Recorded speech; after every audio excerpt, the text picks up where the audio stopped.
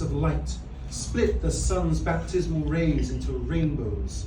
My prismatic gaze has set the world apart and dispersed the teeming multitudes. Resurrected daily, I stand poised above fields, casting myself over borders whose shadows flee with their armies into the night. I have spent an eternity in your myths, always a brief step from home.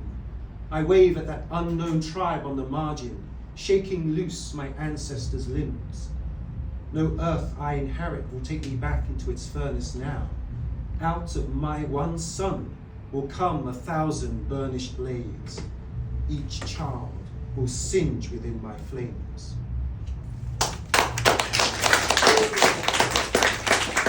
So the poem is basically about the politics of miscegenation. Not that you need to know that. So this is a fun poem. It's called Speed Dating. Yeah, it's not all trauma and catastrophe in this book. Don't worry. Most of it is, of course, but speed dating. Let's pretend this is not a game.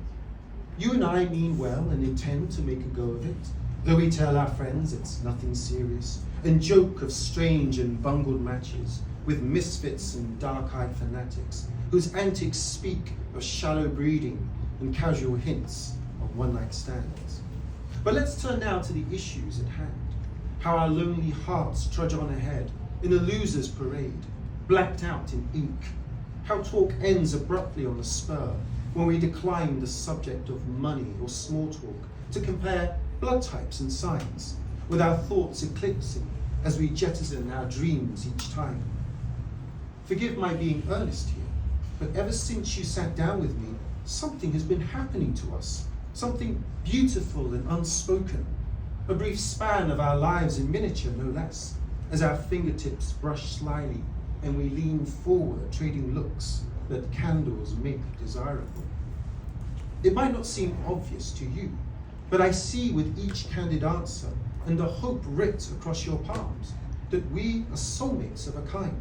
So before we part our restless ways, I've been meaning to ask you this simple question: whether you might say yes if I asked you to marry me.